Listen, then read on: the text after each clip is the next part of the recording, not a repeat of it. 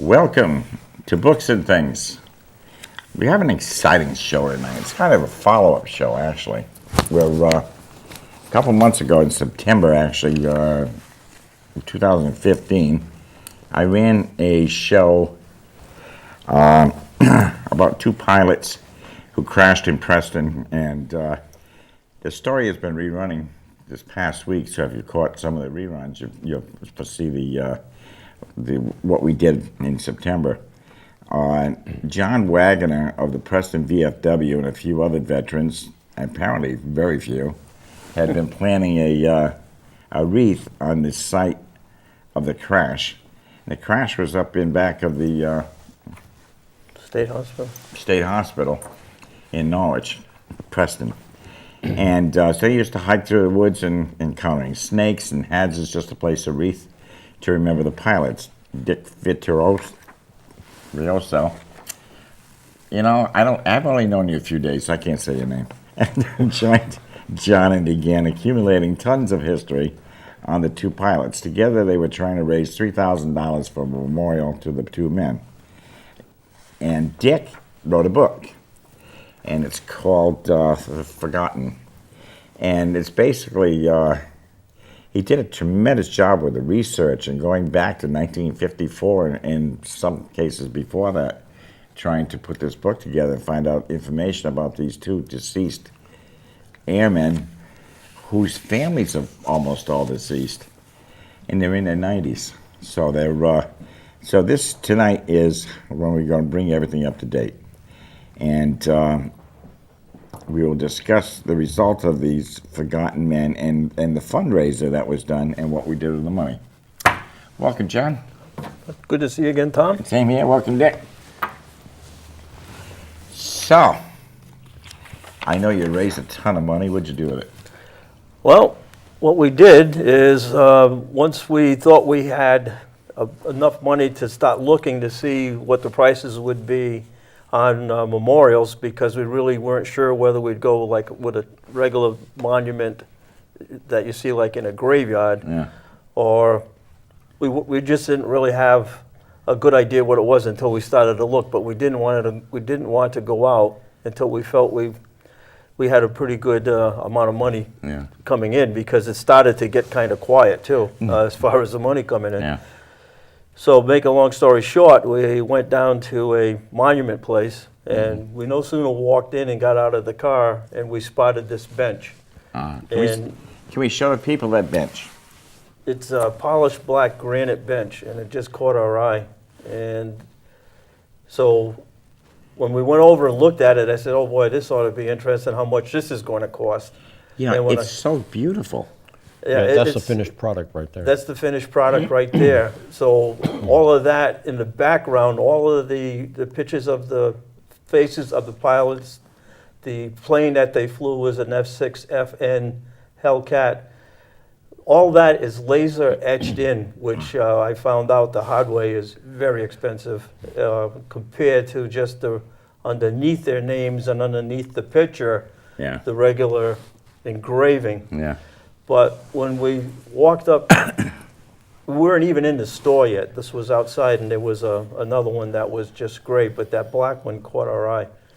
And I looked down and see what it cost, and I said, "Ooh, this is looking good, at least for the price of that." That was like $1,200 for that, just for the bench. I said, "Well, we got that much. We'll see what it's going to cost to get the engraving." So we went into the store, and we talked to the owner of the place and told him what we wanted.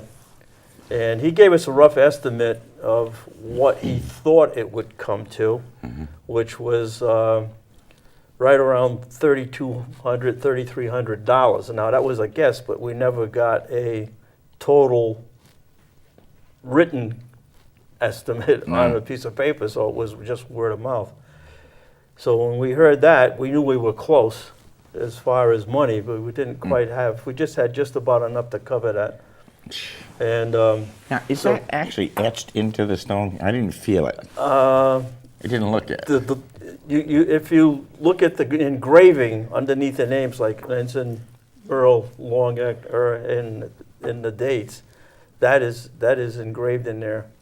But what you're saying there is the pitches in that, you can't really feel it because it's so minute. It's all laser etched. It's gorgeous.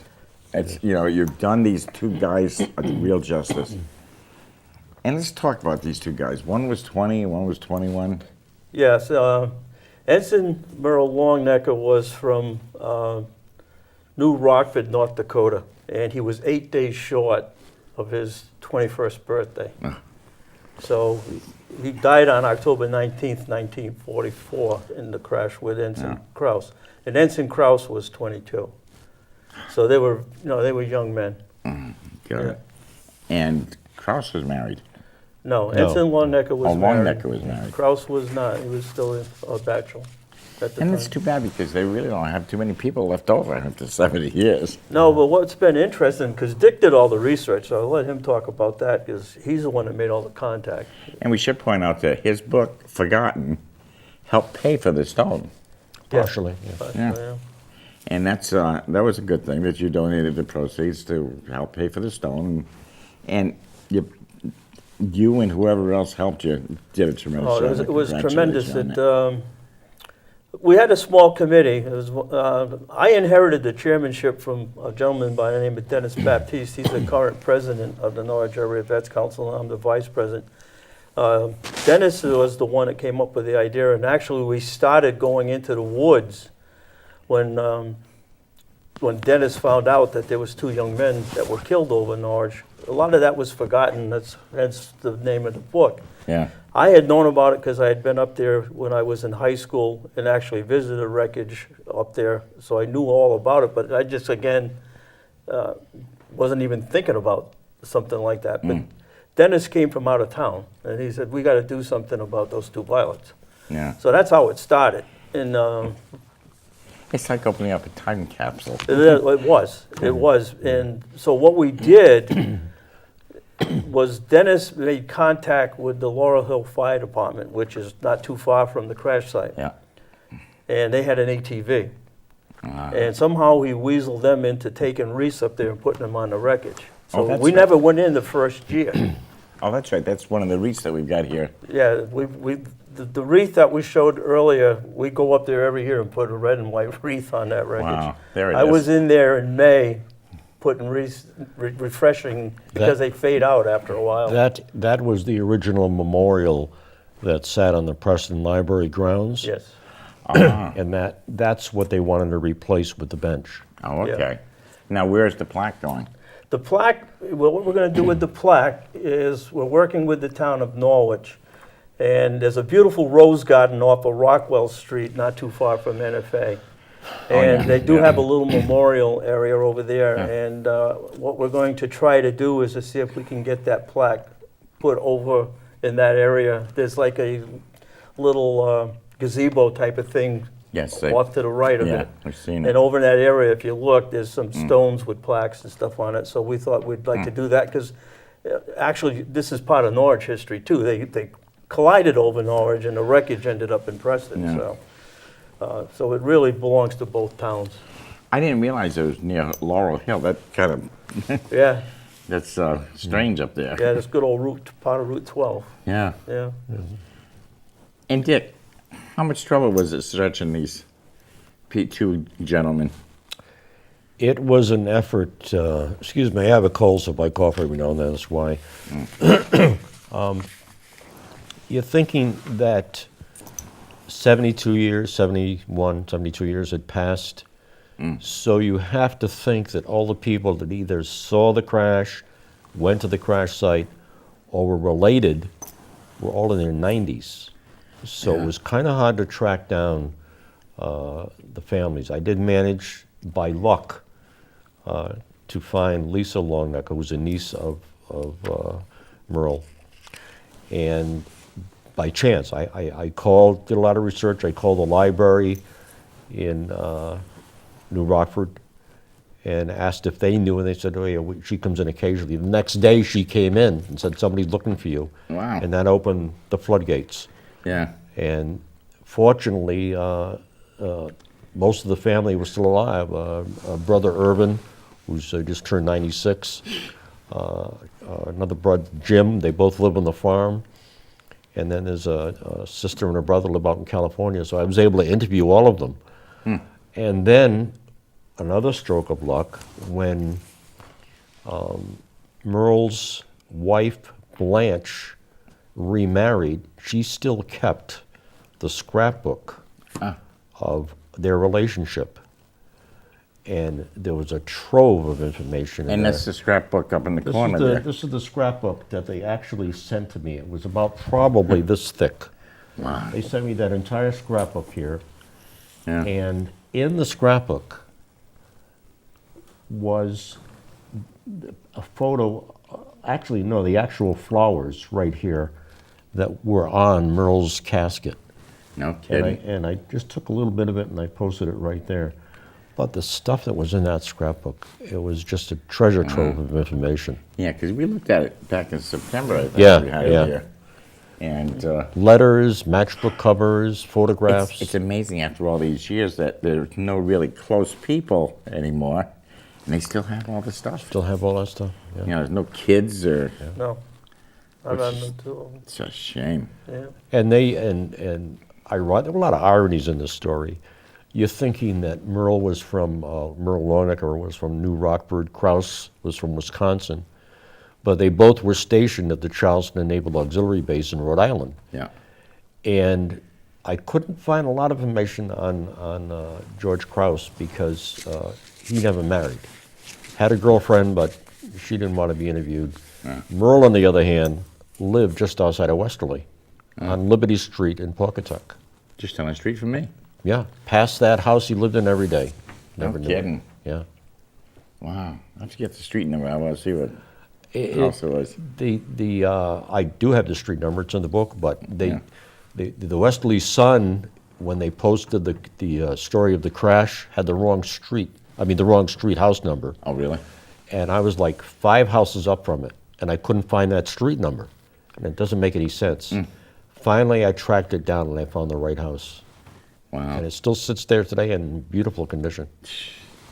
I just think it's so amazing that you guys have really put such a program together. It was a challenge. Yeah. It was a challenge, but it was very, very rewarding. And for you World War II buffs, Dick's book is available through Amazon or through his email address, or if you can't get a hold of him, get a hold of me and we'll get you a copy of the book. And, oh, that's right, you got some letters here. Yeah, I did bring a couple letters. As we've been discussing, there are family members left. Excuse me for mumbling there. Yeah. On the Krause side, there's a bunch of cousins that are out there in different areas in Wisconsin. And I've gotten letters from cousins, and there was one surviving sister. There was just the two of them. Wow. And if I'm not mistaken, she came up years ago with another gentleman from Norwich that was very familiar with the site and actually is somewhat of an unknown caretaker of the site. He goes up there and checks it, and he's in his 80s. Oh, wow. And I believe it was her he brought in there to see the actual wreckage. But I just wanted to read these.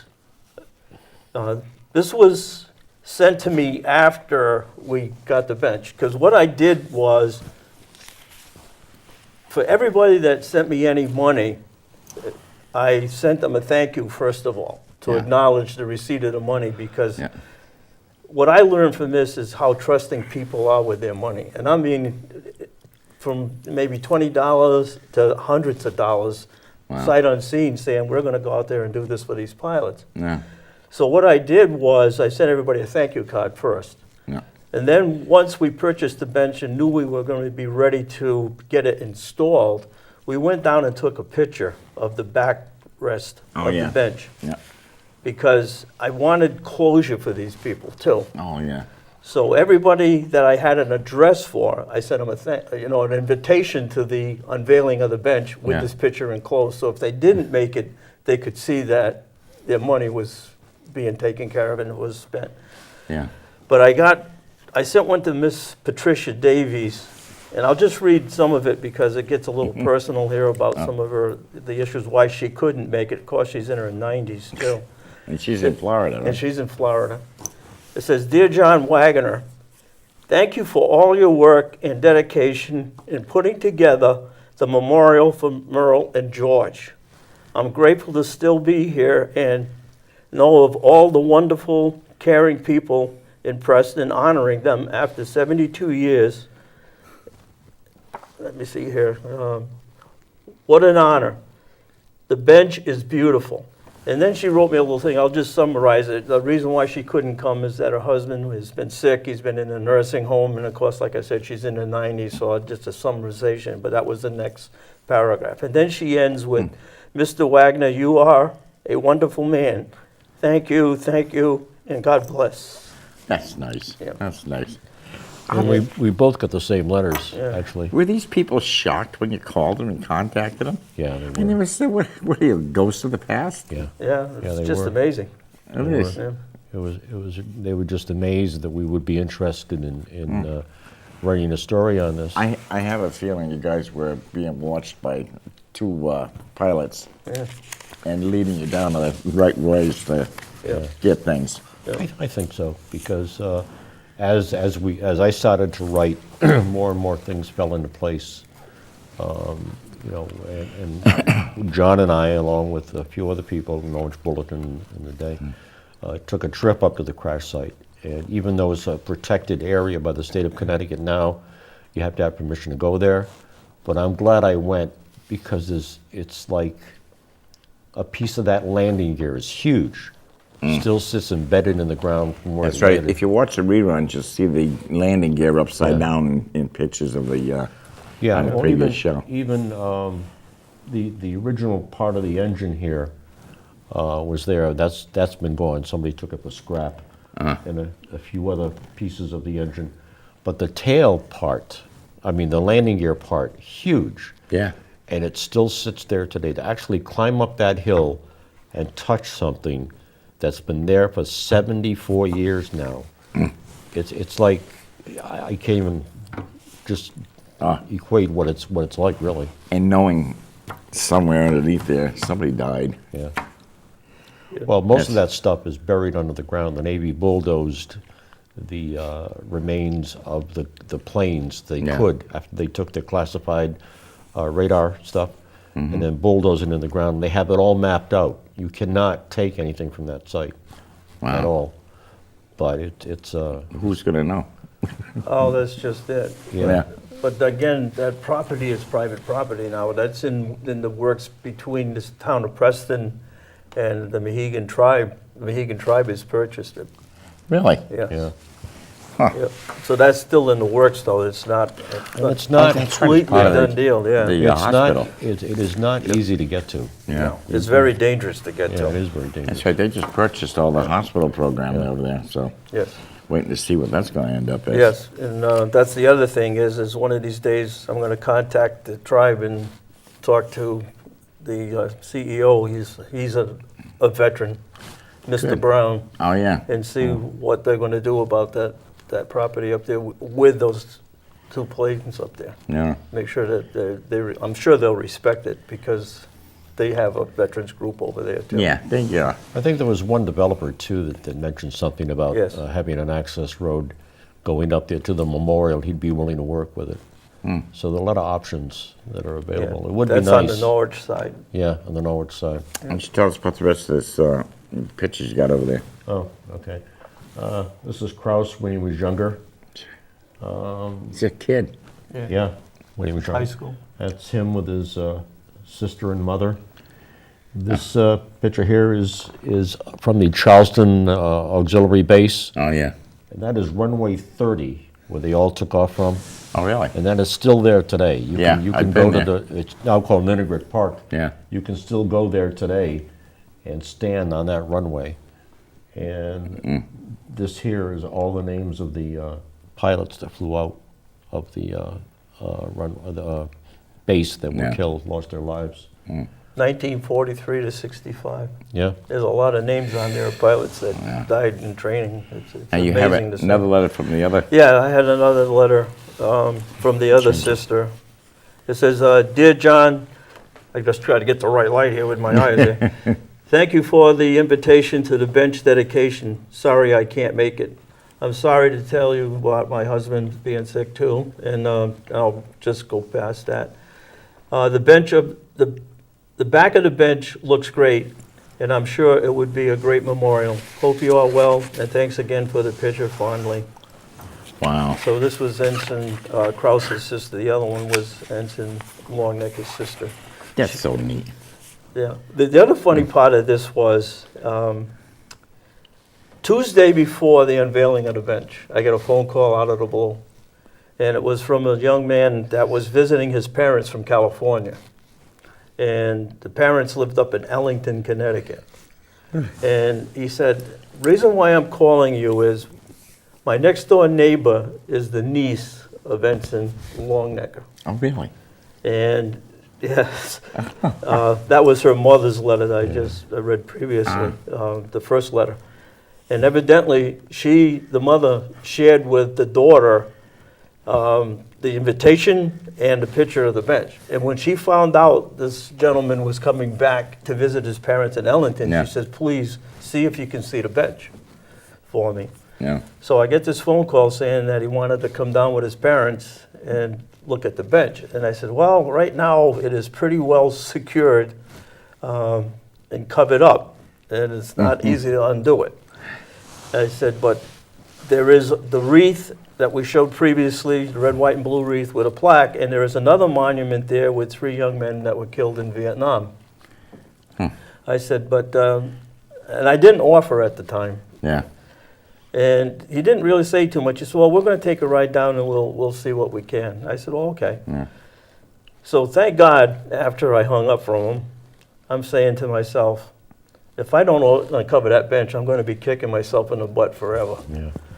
So Yeah. immediately I got back on the phone and I said, look, just call me when you get near Norwich. I'm only about 10 minutes from where the bench is. I said, give me a call and I will meet you there at the Preston Library. Yeah. Oh, would you do that? I said, yes. And so I met them there and we uncovered the bench together. There was the 2 parents and the young man, and his last name was Proctor. Yeah, Barry. Yeah. And we uncovered the bench, let them take pictures. I called up Dick. I said, you want to come over and meet these people? So he had the copy of Dick's book. We autographed the book for him. Huh. So it got its pre-screening, I guess, Yeah. on Tuesday, just out of the Well, that's blue. good. Just out of the blue. From the other side of the country. All the way these- from California. Wow. Yeah. And got to look at it for, Yes. for the sister. Yep. For For the niece. the niece. And I'm sure she shared it with the mom. Oh, yeah. Well, that's cool. Yeah. No, that's the right thing to do. Yeah, it was. Like I said, I would have been kicking myself if I hadn't done Wanna- that. if you want to see more, this is Yes. the actual runway configuration as it stands today in Charleston. All runways are still there, and you can go to Integrate Park. The other picture that's pretty interesting is that this photo over here of Merle Longnecker, and that's his wife Blanche. You can see the hat that she's wearing? Yeah. That's a skull cap the pilots used to wear when they flew. Oh, okay. Yeah. I walked into the Wesley Airport just trying to find information, because they were there for like 2 weeks before they went to Charleston. Yeah. In their artifact cabinet, they have that skull cap there. Wow. The same exact one that she's wearing. So I thought that was fascinating. A little different from what we have today. Yeah. We call them toupees. No, no, but I found that very interesting that should be. And this other part here, this I believe is part of Longnecker's In the tree? in the tree there, yeah. That's all that's left of him. Krause's is the landing gear that's up on the hill. But they're quite a distance apart. I think, what, a good half a mile apart? At least 300 yards or Yeah. so. Well, the time went by really quick. We got about 5 minutes left. You got something else that you want to add to this? If anybody wants the book, it's available at Amazon.com. Yep. And you have to put in my name, because there are so many books entitled Forgotten. Oh, really? So if they write my name down and then put Forgotten and then the author's name, it'll come up. Yeah. So that's a possibility there. Or you can contact me and I know where Yeah. he lives. I do. He knows everything. And I'll be happy to turn anybody on to the book. The book is very well written. Or very John Wagner, interesting. too, yeah. Yeah, John, of You course. can get a hold of me, and I know how to find Dick, too. Yeah. Or go to the Preston Library. They may even have some up there. Yeah, I talked to them about stocking some, and they may be interested in that, too. Yeah, that's a good idea, because it's going to be, hopefully people will go out there and see it. A lot of information, a lot of photographs in the book. They are Yeah. kind of small, but it's a story that tells not only of the crash. I didn't want to center on just that. I wanted to tell the story of the lives of both pilots. Yeah. And I went back and talked to the family, and they told me some of the things that the pilots went through. So it's about their lives, their dreams, and eventually the crash, as well as people in the area that night who heard the crash, a lot of residents. I interviewed a lot of them, and then the aftermath Yeah. of everything. Well, I think, you see something like that, it's a crash. 2 people died, and it is forgotten. It is, yeah. Unless somebody like you 2 guys dig up all the information. Well, that's what and prompted- get them alive again. That's what inspired me to write the book, because I moved to Preston in 2007, and I saw John's efforts to honor these pilots in the paper, and I said, I never heard of a crash before. Yeah. So I looked into it, and here it was 70-something years later, and nobody knew about this except the VFW and the Norwich Area Veterans Yeah. Council. So the more I looked into it, I said, well, it's time to write about this, rather than have these 2 pilots forgotten. And what'd you put in the book? There was only like 10 minutes out of Charleston?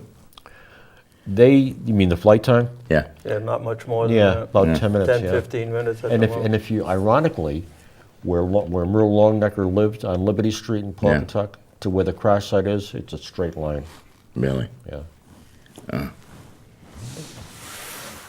Accidents happen within a quarter mile of your house. That's right, I always watch when I walk out my front door, because that's where it's gonna happen.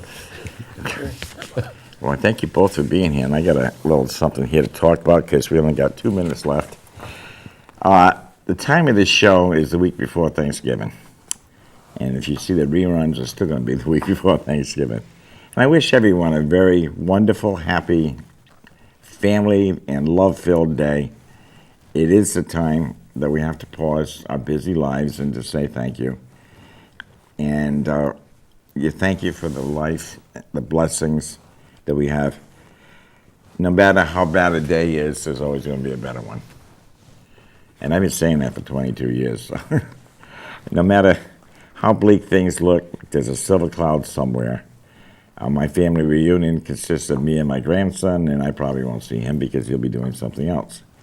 All others are gone, but I have so many great friends, and I can still smile and say, Happy Thanksgiving. Don't eat a lot of turkey, because that puts you right to sleep. December is only a week and a half away. Better get that Christmas shopping done. Get some books to read. Contact me. We've got plenty of books. I got 2 books. He's got 3 books, and they make great gifts. And if you want to quiet somebody down, give them a book. They'll just quiet down and read it.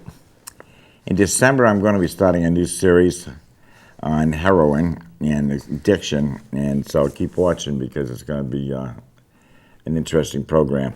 I'm going to try to help save a life, I think. I don't know. Just to get some education, let everybody know what's going on out there and if there's anything we can do to help. You should be reading. Cuddle up with a good book on these cold nights, and I'll see you next time. Thank you, guys. You're welcome. Thank you, Thanks for Tom. having us.